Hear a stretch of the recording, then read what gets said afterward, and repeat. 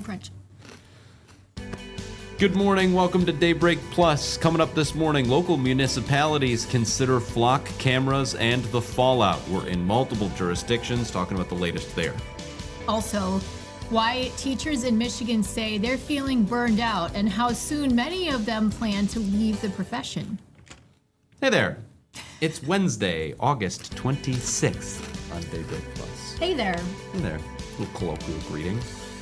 Matt's got Matt's Fritos. got Fritos. What more could you ask for on a Wednesday morning? That and a clear and dry sunrise. Croissant once again today. Mm-hmm. We've got Teresa can't help herself, but get in here and help me out. She's just so excited to tease Frenzy Tailgate. You can't wait. Just ignore me. You sit way over here, far away from the keyboard. Eventually, I'll be trusted to run the show. Oh, no, you're doing great. I am not. Frenzy Tailgate tomorrow. First one of the year for us. First one ever for me out on the field. Are you excited? I can't wait. There's some nerves around, it's quite a technical flex that our station tries to pull off. Like that. Tries to, that we always pull off. We do it. But it involves, Starlinks and satellites and all sorts of microphones, and we've got a steady camera. So pretty fun thing that we get to be a part of and figure out kind of every year how we're going to do it. With so folks at home, if you want a treat to see if we can pull it off, watch tomorrow morning. Yeah, live television, live especially remote the first television. show. Yeah, it's going to be great.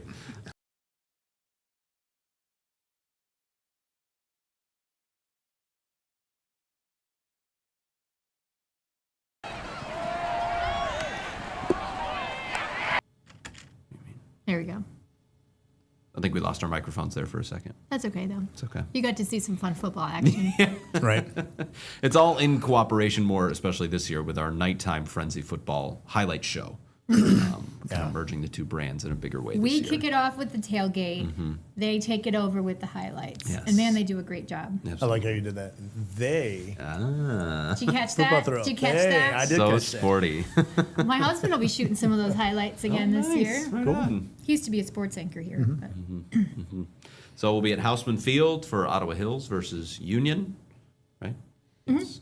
So it's, I guess Union is the home team for this game. They haven't played, we'll talk about this tomorrow, but they haven't played on that field at all since the renovations. Yes. They haven't played each other. And then there was some division stuff that was going on. So it's been 3 years since they've played each other. Got it. Well, we were there yesterday, got a sneak peek. It looks great. It does. Yeah. I remember going there back in the 80s. Dating myself here, but that's when I was going to high school. You were a polar bear, right? I was a polar bear, yeah. And watched many a defeat. But, just to see how great the field looks now. You always like to see that, improvements. So you always wish it was at your time. Right. But at least they did it. Yeah. So, but it is such a fixture of the Grand Rapids community. It sure is. Right there in the middle of the neighborhood. Is. So Yeah, that'll be really fun. used to, I think, house polar bears, Central, Creston, Union, and Ottawa. Wow. Yeah. They have the 5 historic flags of the historic teams. They'll have those up tomorrow. Oh, cool. There. So Yeah, we'll get looking see forward to those. that. And they have a nice not monument. It's a stone with a plaque, just thanking the family that donated that property to become Houseman Field. Oh, cool. So Very cool. Yep. Fixture on that end of town. It all starts at 5 a.m. tomorrow morning. kids will be there by 6. It'll be a giant pep rally. Yes, it'll be good. And so far, the forecast is decent. Yeah. Right? Yeah, it looks really good, actually. that's We may be waking up to something like this for the Frenzy forecast. This is actually a sunset captured by Dan Freena out of Muskegon, and this is a sunrise in the Whitehall area from Julie Clinchman. And today, showers and thunderstorm chances. Let's get that out of the way before Football Frenzy. We're going to do Please. that. I want to point this out. Look at the sunrise, 7 o'clock. It goes after 7 o'clock from here on out. So both in our sunrise and sunset, we've lost an hour. So we lost 2 hours of daylight. Okay, Storm Track Live radar, low activity out there. Nothing that's severe, but certainly some rumbles of thunder can be heard in around the Grand Haven area, Spring Lake, up towards Fruitport and Muskegon and Norton Shores. And that line is continuing to track to the east. There is a chance of severe weather today. It's not going to be with that initial line, but later on today, with some development, especially around Kalamazoo, maybe around Eaton Rapids, also around Battle Creek southward, Three Rivers, Coldwater, Marshall certainly could see something. Right now, the rain is now following Muskegon. It looks like the heaviest shower has now pressed through, at least in that view, compared to what I was looking at earlier. A milder start this morning. We're currently at 63 in Grand Rapids, and those dew points still pretty comfortable, but notice how they pool up a little bit along the cold front off to our west. What happened to my brother? Watch this, though. I just lost the coloration, the contouring, we call it, but you can notice how those dew point temperatures go up this afternoon. So a little sticky, and that's what those cold fronts like to produce a shower or thunderstorm. Yeah, you can kind of see it in that way. Upper 60s, that's when it feels, or it doesn't take as much to work up a sweat. So if you're outside and planning some activities, one, be aware of what's on the radar, and two, you're going to work up a sweat a little easier today. The wind's going to be out of the south, a little on the breezy side, sometimes wind gusts butting up against 30 miles an hour, and that's pretty typical. Cold front moving into the region, and that's what's providing lift for those showers and thunderstorms presently, and extends all the way up across the eastern UP. Futurecast will continue it out there, and notice how development kind of becomes a little more robust later on this afternoon. Especially once we get beyond the 2 o'clock time frame. Could be a stronger one. It has one right over the Marshall area, kind of a bullseye at 4 o'clock. That could be an isolated severe thunderstorm. Hail maybe with it and some strong wind. And then we clear things out. I know some people going to a concert this evening. Oh. Who could it be? Kesha. Yeah, and if you're heading down to the amphitheater, it looks pretty good for this evening. I think many areas will enjoy a nice sunset, and we'll pick it up with a nice sunrise, post-football frenzy in the morning.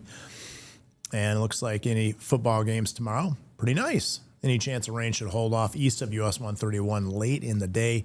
Otherwise, lots of sunshine to look forward to. 8-day forecast, any frenzy games on Friday looking good as well. And then into the weekend, we keep lowering those percentages for the rain chances, and Sunday we're all the way down to 20%. We will notice some humidity coming in. I do expect mostly cloudy conditions. It looks like a lot of clouds on Sunday. And then a chance of showers and thunderstorms will be there Monday and Tuesday. Also, heat, humidity, feel-like readings will be around 90 degrees in the low 90s for Monday, Tuesday, possibly even in a Wednesday. And actual temperatures, there's some forecast models that put us into the low 90s. No. I'm really conservative with our projection there, our forecast. We may, if we have to tweak the forecast one way or another for early next week, more likely it would be for hotter temperatures or warmer temperatures. Last average date for 90 degrees, we're past it. It's August 18th. So we'll see if we'll get a September one. Ugh. Yeah. I remember, I think it was 2017. Yeah. Would that have been it? Yeah, September 29th. It might have been the last day of September, actually. Wow. It was 90, and we went to South Haven because I'm like, it's 90. Let the kids had a half day. Let's go to the beach. Mm-hmm. And the water was still as glass, and it was weird because the sun was pretty low. Yeah. Because of the time of year. Sure. Mm-hmm. But I wouldn't mind some September beach days. I think we hit 2017. I think we hit 97 one day. Oh. Sounds right. And they had to cancel our price because it was too hot. I don't remember that. I don't remember that. That's crazy. It was exceptional heat. Yeah. And it looks like, we're not going to see exceptional heat, but it does look like the first week of September. Pretty warm. And Everyone's been asking me, is it going to be hot in September because it's been cooler in August? I'm like, I don't think that's generally a No, it's not rule, really. but maybe. I don't know. We usually typically get a warm stretch, if not a hot stretch in September. Yeah. Yeah. It's At late least as- summer, really. Yeah. So, yeah. Don't bring out the flannel just yet. No. No. It's always tempting in September. You hit like the 15th, and you're like, I By can the put way- jeans on. No, don't do it. Don't do it. Thanks, Teresa, for the Fritos. Sure, that Doing sounds great on wonders. the mic. I Doing brought wonders those for- in. I brought those in. He's like, "Where'd you get those? Were they left over?" I'm like, "No, it's this novel thing where you buy them from the vending area." But you know what I was talking about? That we had these Oh, for the is that taco was for bar the last tacos. week, a bunch of Okay. these bags. That's why I said are these left over, because I didn't I want see. to take your. Well, you can have them. Oh, thank you. Wow. How generous. Now my Look at the my synergy breath on is this kicking team. now. They do smell like feet. They do. Yeah, but taste delicious. Now my breath smells like feet. Okay. free ad for Fritos. You never there. know what you're going to get on Daybreak Plus. Exactly. All right, Matt. Enjoy thanks. the Fritos. Yeah. See you guys tomorrow morning on the Yeah. field. On the field. Can't Woo. wait. Houseman. We're going to get into a couple top stories now we want to get to before the break. First, flock cameras have been top of mind for so many communities Yeah. over the last year or so as this company is kind of... It's like data centers and flock cameras. Yes, yeah. That's what it is. Reserving thoughts. Grand Rapids had a rep from Flock at the Public Safety Commission meeting yesterday, and that triggered some protesting out front. People are worried about ICE using the constant mass surveillance network that is set up by Flock. There have been officers in other parts of the country where they've misused the data Yes. from the cameras. Stalking exes, that sort of gross stuff. And then there are people that say, regardless of who's using it and how, don't we deserve some privacy as we go about our day-to-day? Am I a suspect in every crime that has been or will be committed? Are you investigating me before I'm even connected to anything? These are the questions that people wanted answered yesterday, and Grand Rapids addressed it. They heard from that rep, and the rep said that Grand Rapids actually said that ICE can't use their data. Yeah, that was right from our police department. Yes, and they have used it to solve a couple crimes already. Not really quelling those concerns, but at least addressing them. That contract runs through next year with Grand Rapids Police Department and Flock. And you're looking here at information for a meeting that's coming up in less than 2 hours in Oceana County, which one of the commissioners, Haycoop, is wanting to limit what happens with these permits for these cameras in the future. There are already a couple of communities in, the broader state of Michigan that have outright banned Flock. They have undone their contracts, taken down their cameras. In one town I was reading this morning, they canceled the contract. 2 weeks later, Flock hadn't taken the cameras down, and they were still collecting data. So it's an interesting, as this kind of all happened at once, I'd say over the last year, they're up to 6,000 communities, I think, around the country. Many cameras. That's kind of what the new chief, Joe Trigg in Grand Rapids said too. He's like, this is technology that's moving at light speed. Yes. And we're trying to catch up to it with the policies. The backlash has been so severe that the vandalism that you've probably seen online around these cameras has come to West Michigan. A man out in Ottawa County is facing one count of malicious destruction of police department property. And, we're starting to see the legal consequences because he was busting up these cameras out there in Ottawa. Yep. More fallout in Kennewa Hills. The coach has been officially suspended, the football coach there. We told you yesterday that there was proposed action at the most recent Board of Education meeting. That action has been taken in the form of a 2-game suspension for the football coach. But not starting tomorrow. Tomorrow he'll be with the team coaching the Knights on their, opener. So he is still manning the sidelines for training camp right now. Don Fellows, by the way. The head coach. He'll be there tomorrow for the game, so it's still unclear when the suspension will kick in. But he's been pretty open about talking through the process. Jack Doles met him last night, and here's what he had to say. Could we probably clean up the language? Yes, we're not perfect with swearing and that kind of stuff. But, we try to address it with our kids too, hold us accountable, we hold you accountable, but football's intense. I'm not upset. I'm disappointed with how it was handled. I think there's other ways to do it. I'm disappointed in the review because I don't think all of it's accurate, and I don't think they got enough opinions on it. But at the end of the day, it is what it is, and we're, moving on. I feel like I've talked to, Dr. Horner, and I feel like we're fine, and, we're going to make adjustments and do the best we can. Kind of an onward and upward attitude from the football coach, next man up. He did also say in another bite that, maybe they could clean up the language a little bit. That was one of the things cited in this report that he's using. He's cursing around the student athletes, and parents didn't like that. This all really is focused on that class that was an all-boys strength and conditioning class where the football coaches were present. Yeah, the claim is that, that's a possible Title IX violation, so that was their big concern with that. Okay. What do we have coming up? Still lots more to get to, including micromobility solutions in Grand Rapids. If you're a fan of the scooters and the bikes, they're not going away. But they might look different. In fact, they will look different. They'll look like this. Yeah. We'll get into that coming up next on Daybreak Plus. Don't forget, you can watch us if you're with us right now on Facebook Live or YouTube Live. We can be right on your big TV at home if you download the Wood TV Plus app.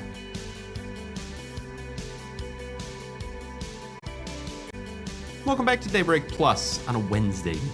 Halfway through the week. Hump day, as they say. Big news in Wisconsin this morning. Boy. The video is pretty powerful to see the impact of this Line 5 break that they're dealing with. We'll get right to that video. Line 5 is leaking in Wisconsin. This is the one that has caused much vitriol, Yes. including right now the proposals that are underway for that tunnel for this pipeline underneath or in the Straits of Mackinac. Yeah. We could get into the back and forth that's going on, but we probably need a whole show for that. Yeah, I think it would take an hour to make it through all this. But there is what's happening in Wisconsin is there's a Native American tribe sued several times so that this pipeline would not go through their territory, so they're moving around it, and an empty semi crashed into an excavation site. Yeah, and caused that leak that you saw at the top of the video there. How does that happen? It just somebody didn't use the proper brake and it rolled. That's what it sounds like. And it was that easy to burst that line and well, that's that's a heavy vehicle. yeah. But that's exactly what, opponents to this line are worried about is Yes. accidental discharges of that. So something to keep an eye on there in Wisconsin. We also, in Grand Rapids yesterday, amid all the flock discussion, also got City Council to weigh in and actually make a decision on the future of micromobility in the city. They elected to go with a new vendor.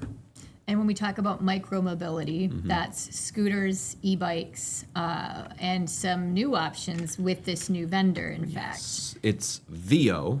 It was founded by a bunch of Purdue grads down on campus. Duncan did a deep dive on this morning. He's like, oh, did you know that? 2017, they were founded. They lost a kind of battle for the contract for micromobility with another student-founded company, which I think is fun. So then they turned their attention to mid-sized markets around the country and focused all of their research and development, not on marketing, not on venture capital, money raising, on the product, on making sure that they have a well-run, well-operated, high-quality suite of products that serve multiple populations. So the major difference here is you're going to have these seated scooters that you're seeing and the tricycles and some other, micromobility options that are accessible for more people.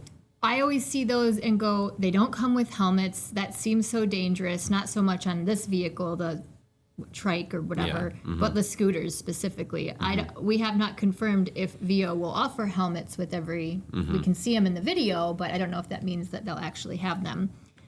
Or they can police the bikes, so maybe they can police the helmets too. Maybe they've figured that out. Maybe it seems like I'm all for as ethical business practices as they can. They're not involved in venture capital. They only raised $16 million in initial funding, versus Lime had $1.7 billion from Google and private equity and all of these big scary people. They raised just enough money to get a fleet off the ground. They focused on having it be safe and high quality, and there's more financial terms that I don't truly understand, but they did achieve EBIT earnings before interest and profit, which is kind of a sustainable business model in the financial world. That's a big benchmark. Yes. So anyway. Speaking of major donations from big corporations, depending on how you vote this November, that may no longer be possible for political campaigns in Michigan. Yes, there is a ballot proposal that is headed to the ballot, right? At this point, yes. It's supposed to be on the ballot. There is a group of advocates with backing from big businesses, so people who wouldn't get to make these donations. Shocking. Right. trying to get the Supreme Court to take it off the ballot. They claim there aren't enough signatures. That's an easy thing to measure, so... It was certified by It the was. state board that does these things. The people who do this said there's enough. The businesses say you're wrong. I'm not really sure.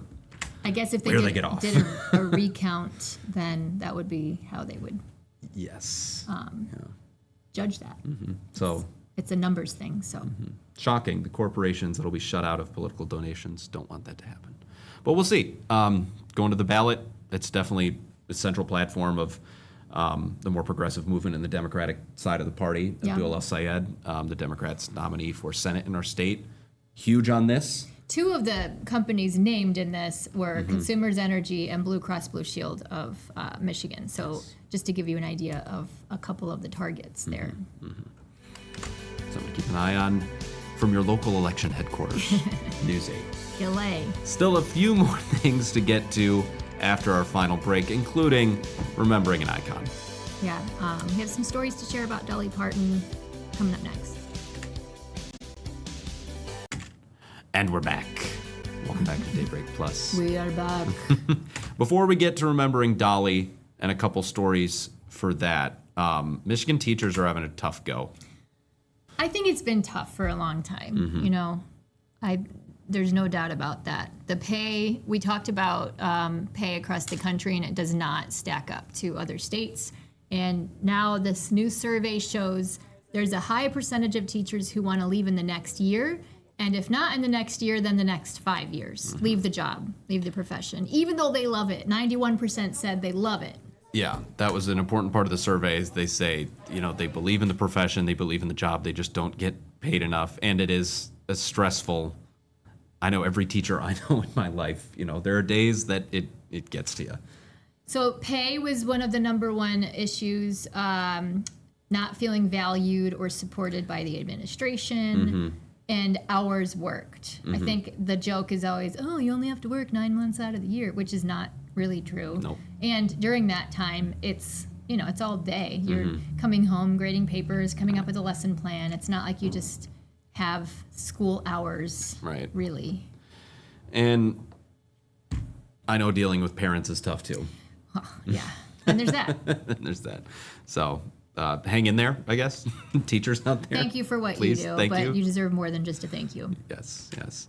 Now, basically, the world has united in mourning the loss of Dolly Parton. She passed yesterday at the age of 80 after what they're saying was a brief battle with cancer. Have you ever heard a negative thing about Dolly Parton? Literally not once. I And mean, yet I keep learning new things that surprise me about her and the wonderful philanthropy that she is responsible for and continues to be responsible for because of the legacy that she has left. the major thing is her childhood literacy initiative, which has distributed free books to kids ages 0 to 5. The Imagination Library. Yes, all over the country. I think millions of books. Yeah. I can't remember what Tom said this morning. It was in the millions, Yeah. yes, during that time. It's from birth to 5 years old, free books. You said you have a couple in your library. Yeah, right? we didn't participate in the program, but I have a 2.5-year-old. We have, we buy used books from used bookstores. So Yeah. we have some of her books with her face on it, the logo of the Yep. program on our bookshelf. So not only do kids benefit from them one time, they are then in circulation. And it's just Her dad really never cool. learned to read, and that's why she started that. Her humble beginnings, I say that all the time, but it influenced everything in her life. She was incredible. Through the day that she passed. So we'll remember her. Listen to some of her music today. I talked to her one time when I worked in Nashville. Got to ask her 2 questions it wasn't a media blitz. It was one-on-one, but it was like, you step in here, you get your 2 questions, okay, next, kind of a thing. like a car wash. Yeah, I don't even remember what I asked her. I remember she was very professional, and that she looked amazing. Like, just so, she was never not put together. No, never. And even I've participated in those with celebrities before, where it's 50 local news outlets lined Yeah. up, and some people are kind of totally above it. It No, feels like she- they're totally she was whatever. in it. She was Yeah, in it. It's really But- cool. A testament to her. All right. Thank you, gotta Dolly. go. Thank you, folks. Tomorrow, we'll be doing this from a football field. Yeah, we're going to give it a shot. We're going to do it. It's going to be great. It's going to be great. Thanks for watching. We'll see you then.